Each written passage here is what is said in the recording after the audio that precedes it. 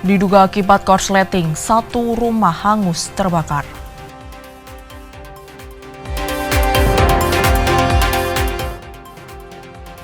Warga rela antre untuk dapatkan BLT Kestra Rp900.000.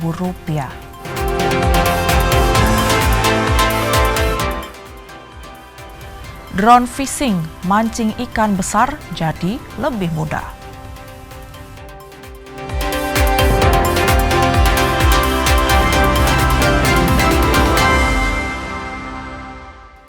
Saudara, bagaimana kabar Anda hari ini? Semoga selalu sehat.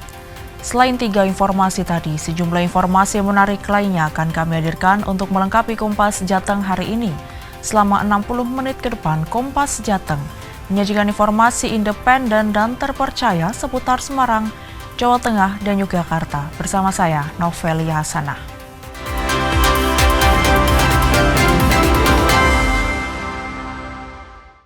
Mengawali Kompas Jateng pagi ini, saudara. Diduga akibat korsleting, sebuah rumah di Kabupaten Blora hangus terbakar.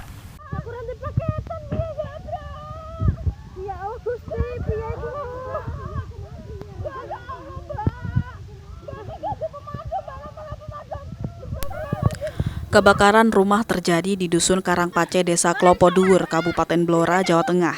Rumah terbakar dalam keadaan kosong ditinggal pergi pemiliknya. Akibat peristiwa tersebut, rumah dan sebuah sepeda motor hangus terbakar. Kebakaran terjadi diduga akibat korsleting listrik. Berarti rumah ini posisinya kosong, Pak, ya? Kosong, nggak ada orangnya, anaknya. Tapi ditinggal di Jakarta. Anaknya di sini, tidur tadi. Tidur di rumah sini? Iya. Hah?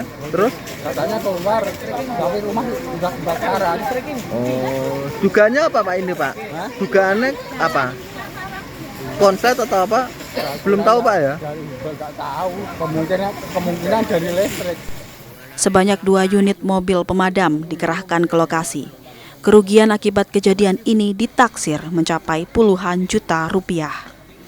Megananda, Kompas TV, Blora, Jawa Tengah. Sorotan lainnya, saudara. Polisi menangkap bandar narkoba di Pekalongan, Jawa Tengah. Polisi terpaksa mendobrak rumah pelaku karena sempat melawan saat akan ditangkap.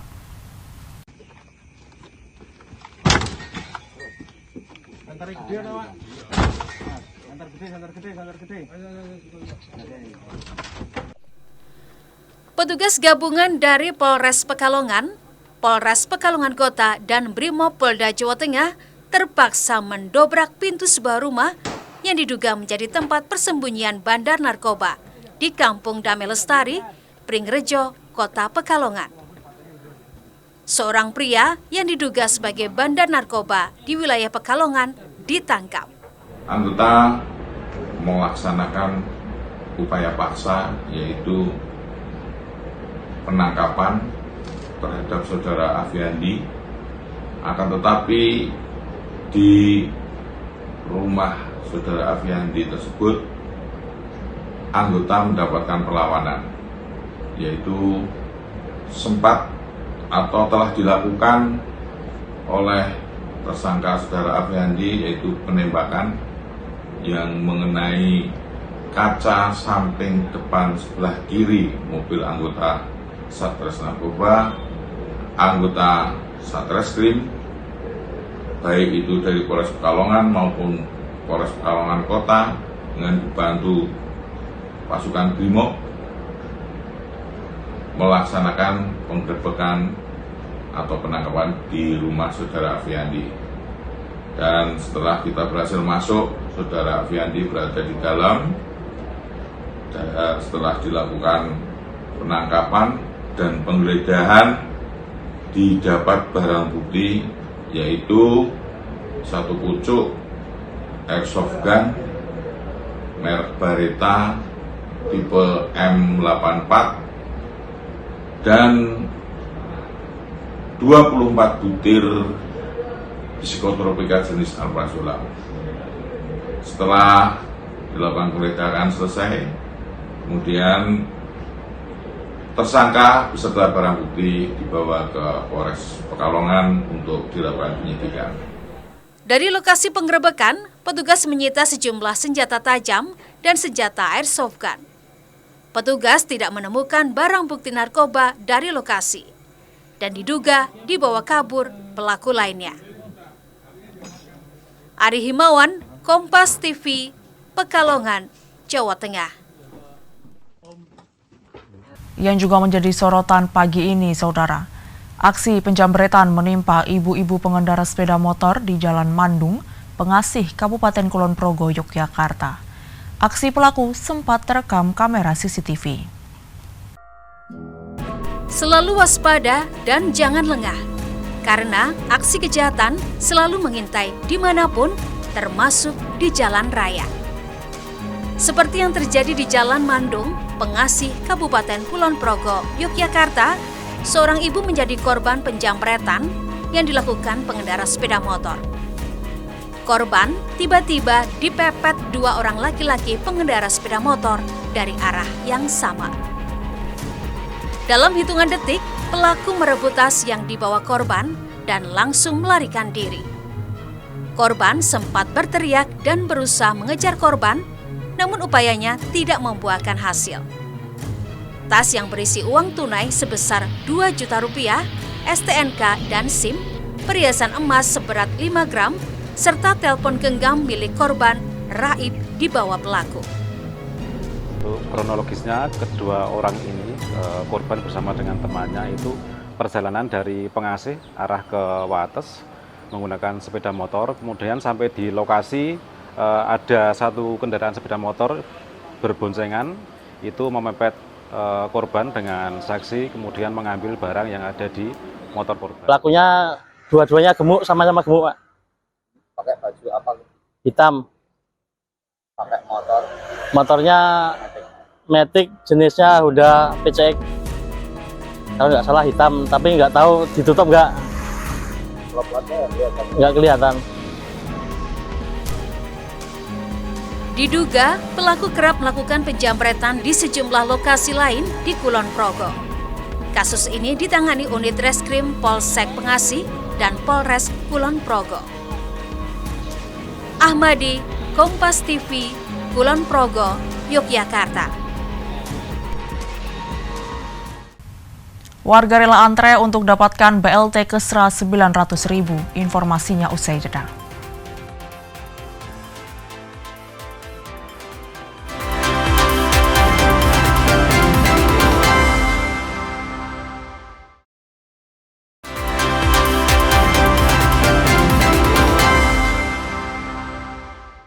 Masih di Kompas Jateng bersama saya Novelia Hasanah.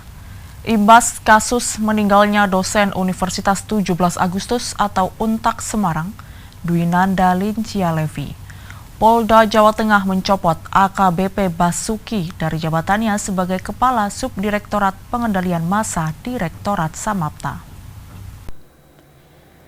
Kasus meninggalnya Dwinanda Lincia Levi, dosen UNTAK Semarang, di kamar kostel Jalan Telaga Bodas Raya, Gajahmungkur, Kota Semarang, hingga saat ini sudah naik ke tingkat penyidikan setelah Direktorat Kriminal Umum Polda Jawa Tengah melakukan pemeriksaan pada sejumlah saksi dan mengumpulkan alat bukti.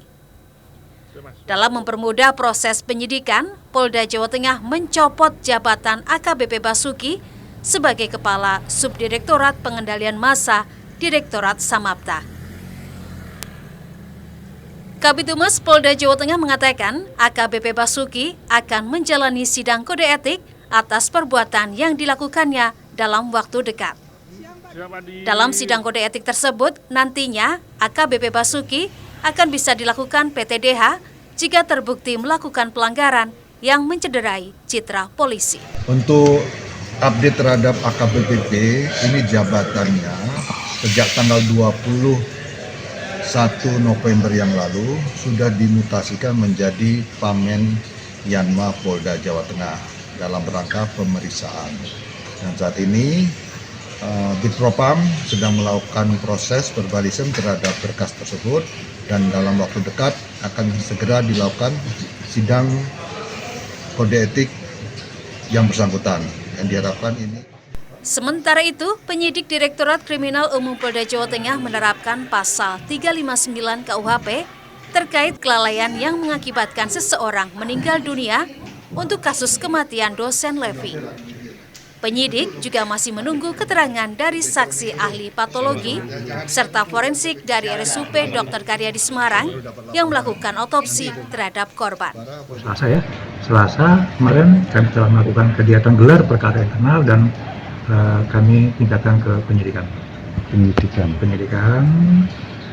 Kemudian unsur pasal yang kami kenakan adalah pasal 359 terkait dengan kelalaian yang mengakibatkan meninggalnya orang lain. Berarti dalam penyidikan berarti ada unsur pidana juga ini. Sementara pasal yang kami sangkakan itu kami masih menunggu dari hasil otopsi pihak forensik Rumah Sakit RS Karyadi. Apakah ada unsur pidana lain, kami belum tahu. Seperti diketahui, AKBP Basuki menjadi saksi kunci dalam kasus kematian dosen Untak Semarang, Dwinanda Linsia Levi. Dan hingga saat ini, upaya penyidikan untuk mengungkap penyebab kematian dosen Levi masih terus berjalan. Heri Widodo, Kompas TV, Semarang, Jawa Tengah.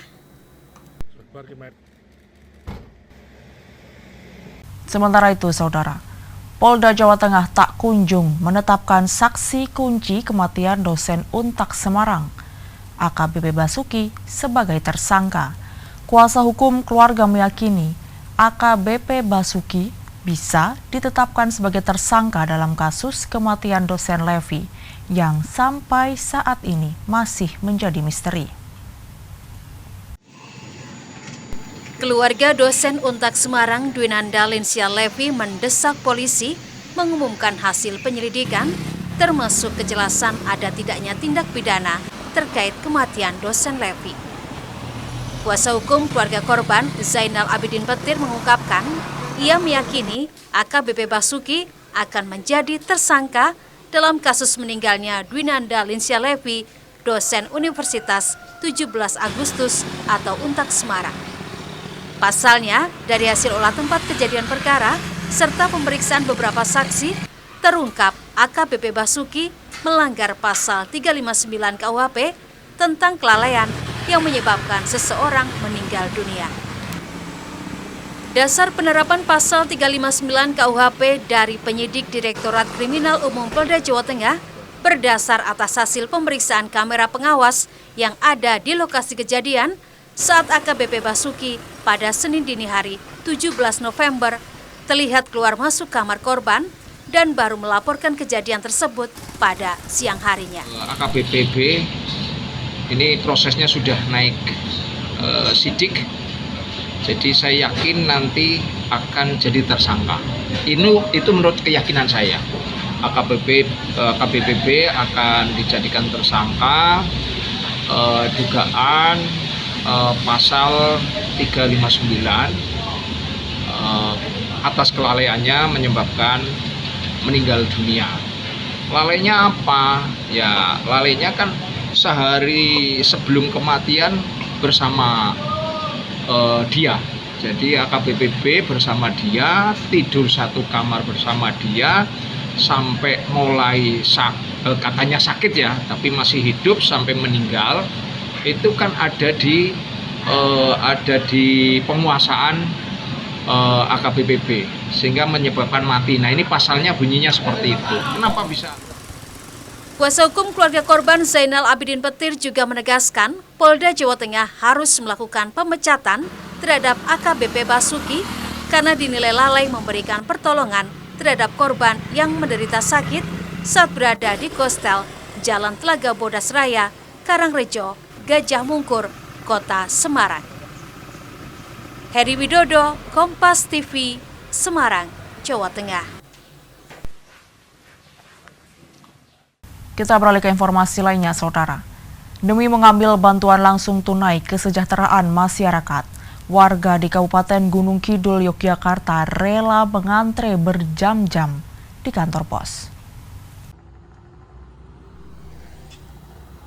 Kantor pos Kecamatan Wonosari, Kabupaten Gunung Kidul, Yogyakarta dipadati warga yang ingin mendapatkan bantuan langsung tunai kesejahteraan masyarakat atau BLT Kesra. Antrean warga terlihat memenuhi halaman kantor pos Wonosari. Sejumlah warga bahkan rela mendatangi kantor pos sejak pagi agar dapat menerima BLT Kesra lebih awal tanpa harus antre. Namun, banyaknya warga yang datang tetap saja membuat mereka harus mengantre selama berjam-jam. Adapun BLT Kesra pada tahap ini disalurkan kepada masyarakat melalui kantor pos di masing-masing wilayah yang kemudian bekerja sama dengan setiap kelurahan setempat. Mereka yang berkesempatan mendapatkan BLT Kesra cukup datang ke kantor pos tempat dengan membawa kartu tanda penduduk yang sudah terdaftar serta kartu keluarga. Penerima nantinya akan mendapatkan bantuan berupa uang tunai senilai Rp900.000. Ini dari jam 10. Sudah 1 jaman, Iya. belum juga dapat bantuannya. Iya. Request ya, ada bantuan terus untuk meringankan masyarakat supaya masyarakat itu hidupnya ada terbantu ya. Iya. Alhamdulillah sekali, saya bersyukur. Selama ini saya kan belum pernah dapat BLT ya, baru kali ini. Dan puji syukur kepada Allah Subhanahu wa taala, Allah memberikan kesempatan saya untuk bisa mendapatkan rezeki dari pemerintah. Alhamdulillah ya, paling di beras kayak minyak kayak gitu. Jam berapa tuh tadi ke sini? Saya dari jam 9:04. Udah 2 jam lebih ya? Iya. Adapun BLT Kesra tahun ini disalurkan kepada 7.000 warga melalui kantor pos di masing-masing wilayah. Setiap penerima mendapatkan bantuan berupa uang tunai senilai Rp900.000. Masyarakat berharap penyaluran bantuan dari pemerintah seperti BLT ini dilakukan secara berkala karena masyarakat yang kurang mampu merasa sangat terbantu dengan adanya bantuan ini. Ahmadi, Kompas TV, Gunung Kidul, Yogyakarta. Usai adanya larangan impor barang bekas, Menteri UMKM Maman Abdurrahman memberikan alternatif untuk melindungi para pengusaha lokal. Salah satunya dengan mengajak ribuan brand lokal melakukan substitusi dari barang bekas diubah menjadi produk baru. Menteri Usaha Kecil, Mikro, dan Menengah Maman Abdurrahman menyebut pemerintah tidak hanya sekadar melarang impor barang bekas, termasuk baju-baju bekas dari negara lain, namun juga melakukan upaya substitusi produk. Hingga saat ini, sudah ada sebanyak 1.300 produk brand lokal yang terdiri dari brand baju, celana, sepatu, hingga sandal yang telah berkomunikasi dengan pihak Kementerian UMKM untuk berkonsolidasi terkait hal ini. Pihaknya juga sudah memetakan beberapa daerah yang terpantau memiliki transaksi jual beli barang bekas impor cukup besar. Nanti di daerah tersebut, pemerintah akan melakukan pembinaan dan melakukan substitusi produk dengan cara mengubah barang bekas menjadi produk baru yang layak jual. Hal ini merupakan komitmen pemerintah untuk membuat para pedagang tetap terus memutar roda ekonominya usai keran impor barang bekas ditutup. Tidak hanya sekedar menutup atau melarang impor baju-baju bekas. Kenapa? Kalau kita hanya sekedar melarang tapi tidak memikirkan impact dampak ekonominya bagi pedagang-pedagang baju bekas ini, tentunya kasihan mereka. Maka dari itu ditugaskan kepada kami untuk melakukan substitusi produk. Nah, sampai hari ini kita sudah kumpulkan kurang lebih 1.300 produk brand lokal. Ada baju, celana, sepatu, sendal, sudah kita kumpulkan ada 1.300-an. Ini nanti dan sekarang sudah mulai kita lakukan upaya substitusi dari brand lokal, dari baju-baju bekas itu ke brand lokal kita. Itu yang sedang kita lakukan.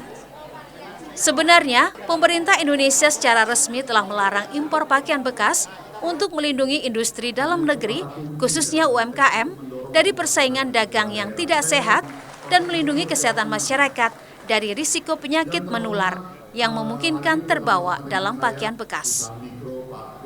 Cina Wirana Putri, Kompas TV, Semarang, Jawa Tengah. Ratu Belanda kunjungi Kampung Batik Lawean Solo. Informasinya usai jeda.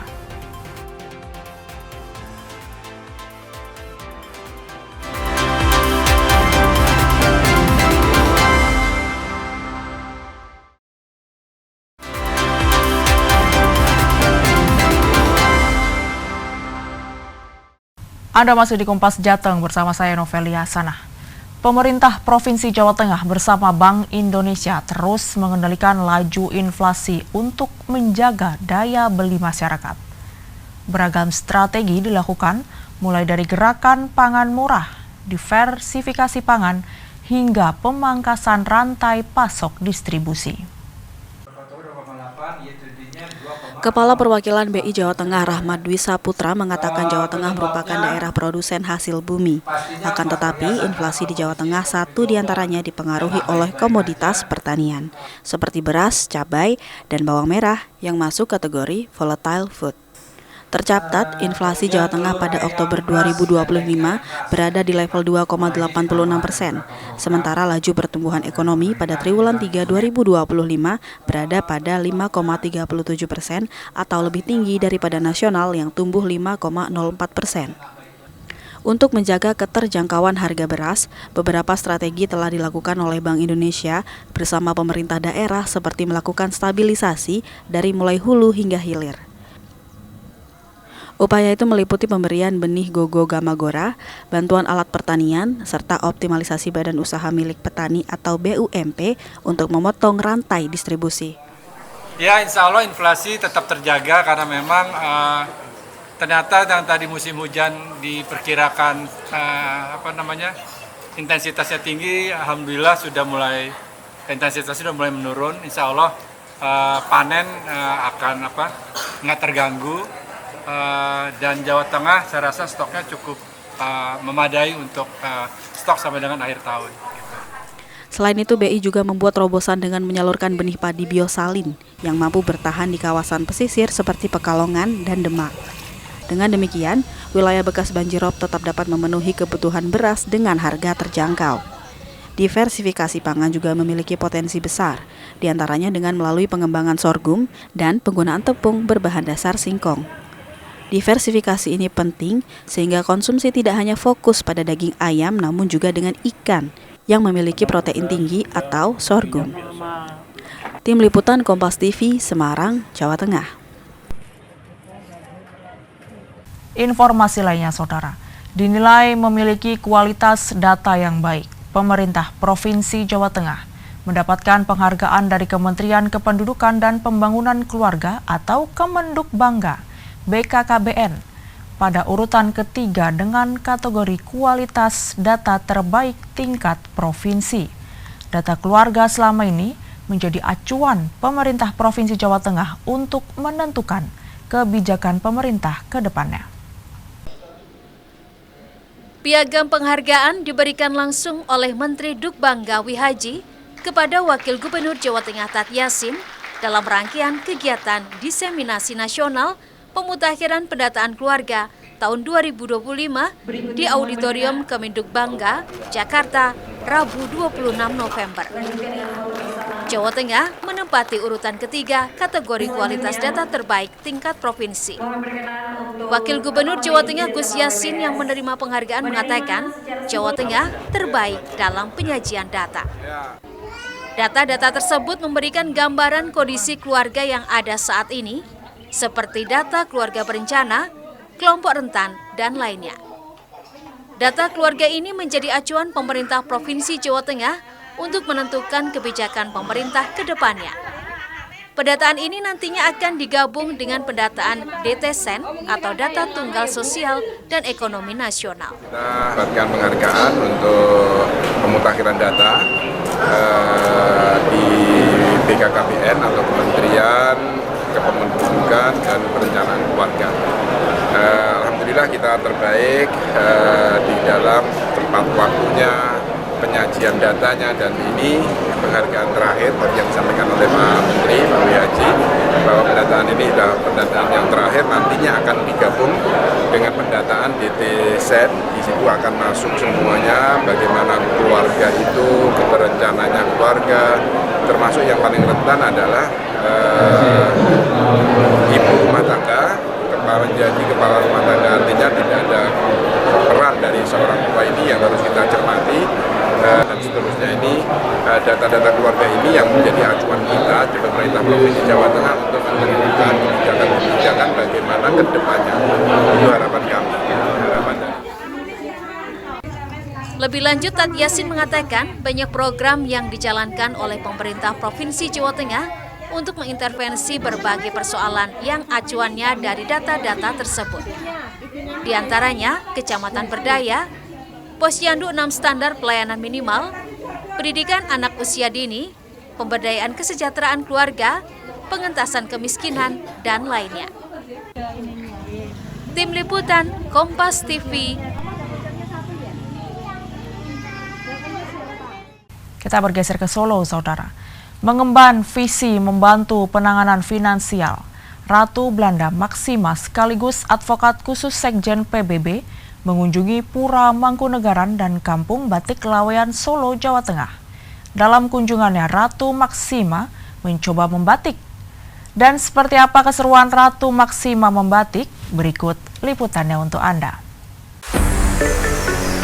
Mengawali kunjungan di Solo, Jawa Tengah, Ratu Belanda Maksima mengunjungi Pura Mangkunegaran.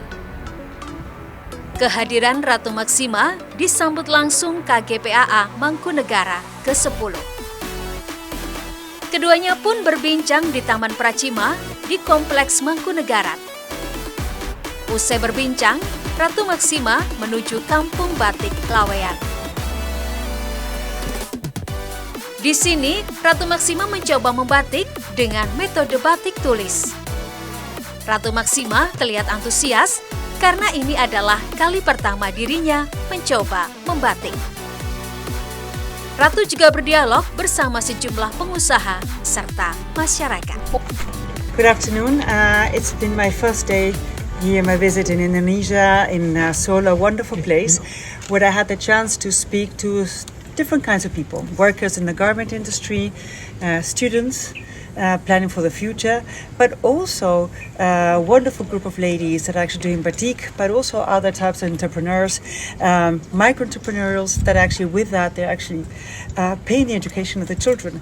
And the whole idea of these conversations is to learn what are the financial realities of these three different groups, how do they actually make the day-to-day expenses work so they can actually make it to the end of the month. Kedatangan Sang Ratu Belanda mengadvokasi kebijakan perangkat serta produk yang membantu sistem keuangan Indonesia. Hal ini untuk meningkatkan kesejahteraan dan ketahanan finansial seluruh lapisan masyarakat. Widi Nugroho, Kompas TV, Solo, Jawa Tengah. Emak-emak dijamret uang dan perhiasan emas raib. Nantikan informasinya usai jeda.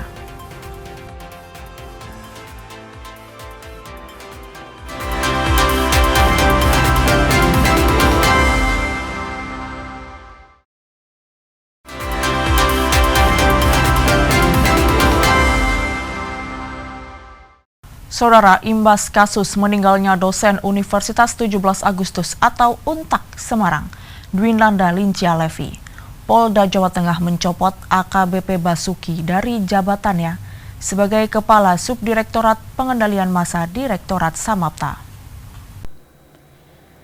Kasus meninggalnya Dwinanda Lincia Levi, dosen UNTAK Semarang, di kamar kostel Jalan Telaga Bodas Raya, Gajah Mungkur, Kota Semarang, hingga saat ini sudah naik ke tingkat penyidikan setelah Direktorat Kriminal Umum Polda Jawa Tengah melakukan pemeriksaan pada sejumlah saksi dan mengumpulkan alat bukti. Dalam mempermudah proses penyidikan, Polda Jawa Tengah mencopot jabatan AKBP Basuki sebagai Kepala Subdirektorat Pengendalian Massa Direktorat Samapta. Kabid Humas Polda Jawa Tengah mengatakan AKBP Basuki akan menjalani sidang kode etik atas perbuatan yang dilakukannya dalam waktu dekat. Dalam sidang kode etik tersebut, nantinya AKBP Basuki akan bisa dilakukan PTDH jika terbukti melakukan pelanggaran yang mencederai citra polisi. Untuk update terhadap AKBP, ini jabatannya sejak tanggal 1 November yang lalu sudah dimutasikan menjadi Pamen Yanma Polda Jawa Tengah dalam rangka pemeriksaan. Dan saat ini Bitpropam sedang melakukan proses verbalisem terhadap berkas tersebut dan dalam waktu dekat akan segera dilakukan sidang kode etik yang bersangkutan. Yang diharapkan ini.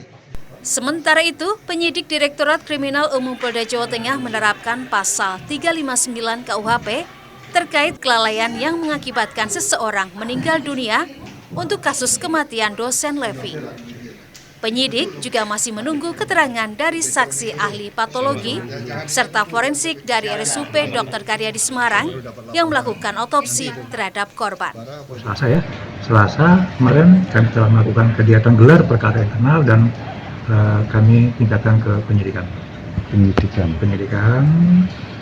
Kemudian unsur pasal yang kami kenakan adalah pasal 359 terkait dengan kelalaian yang mengakibatkan meninggalnya orang lain. Berarti dalam penyidikan berarti ada unsur pidana juga. Sementara pasal yang kami sangkakan itu kami masih menunggu dari hasil otopsi pihak forensik Rumah Sakit RS Karyadi. Apakah ada unsur pidana lain, kami belum tahu. Seperti diketahui, AKBP Basuki menjadi saksi kunci dalam kasus kematian dosen Untak Semarang, Dwinanda Linsia Levi. Dan hingga saat ini, upaya penyidikan untuk mengungkap penyebab kematian dosen Levi masih terus berjalan. Heri Widodo, Kompas TV, Semarang, Jawa Tengah. Kita bergeser ke Yogyakarta, Saudara. Aksi penjamretan menimpa ibu-ibu pengendara sepeda motor di Jalan Mandung, Pengasih, Kabupaten Kulon Progo, Yogyakarta. Aksi pelaku sempat terekam kamera CCTV.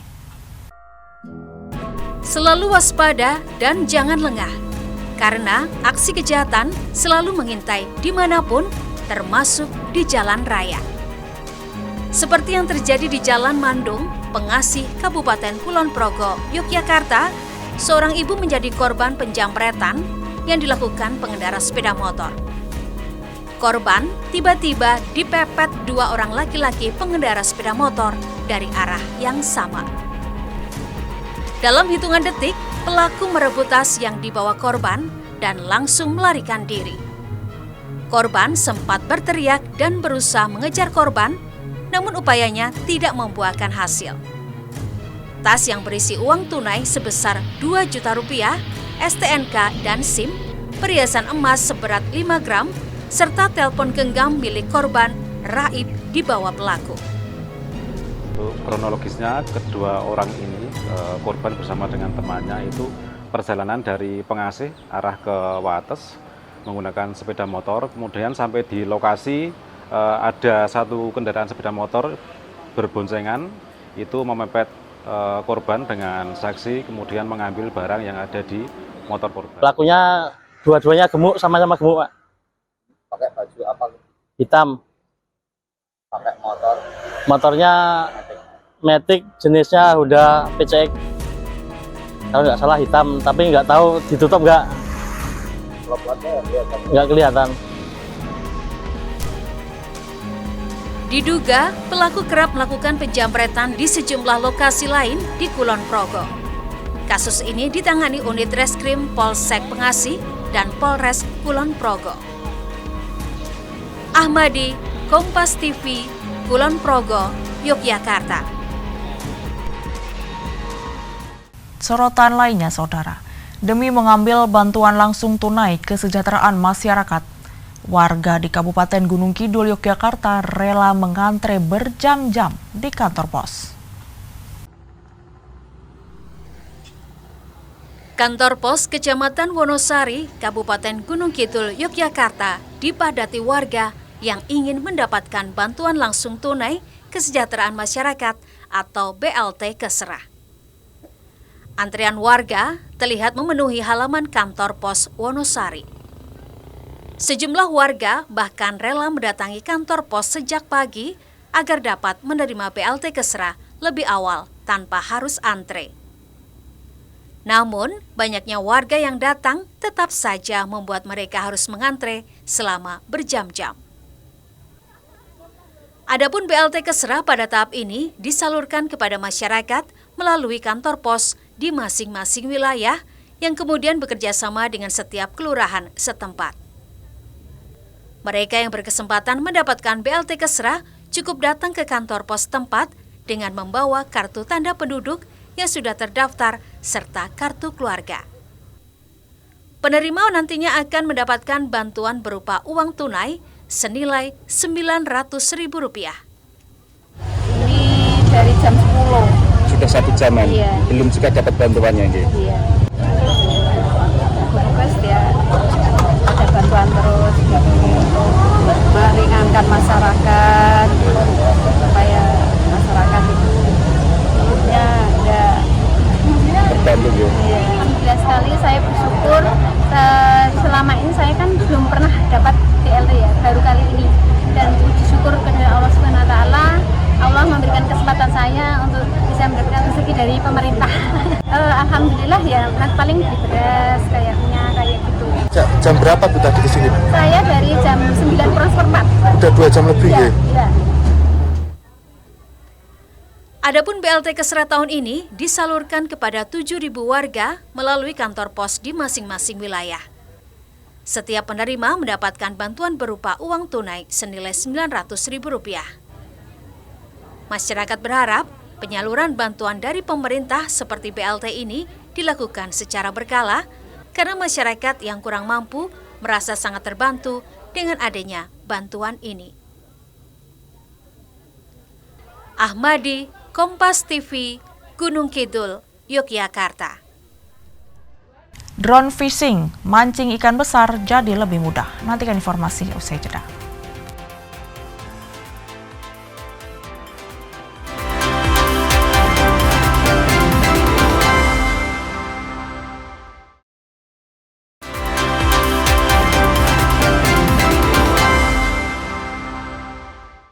Kita berada di paruh akhir Kompas Jateng, Saudara. Ikatan Alumni Fakultas Kedokteran Universitas Diponegoro, IKA Medika Undip, mendorong para alumni dan mahasiswa kedokteran berkontribusi secara langsung ke masyarakat dan mendukung program-program pemerintah. Sebagai upaya untuk meningkatkan kualitas kesehatan di Indonesia, Ikatan Alumni Fakultas Kedokteran Universitas Diponegoro atau IKA Medika Undip memprioritaskan penguatan pengabdian masyarakat, edukasi, pemanfaatan teknologi modern bagi alumni dan mahasiswa, serta kontribusi nyata di bidang kesehatan nasional. Komitmen ini disampaikan usai pengurus baru IKA Medika Undip periode 2025 resmi dilantik. Ketua IKA Medika Undip Brigjen Sumi Hastri Purnuanti mengatakan ia bersama pengurus lainnya akan menguatkan komitmen para alumni untuk berkontribusi secara langsung ke masyarakat. Untuk itu, ia akan melakukan pendataan dan penguatan jejaring alumni kedokteran Undip untuk memudahkan koordinasi dan kolaborasi.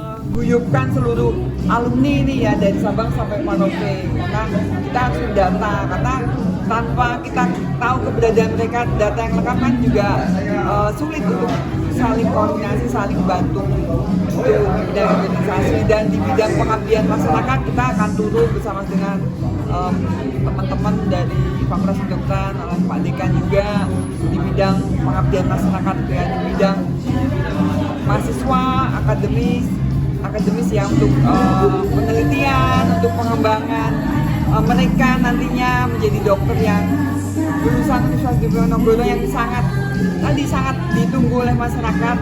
Kemampuannya itu kita turun dan kita.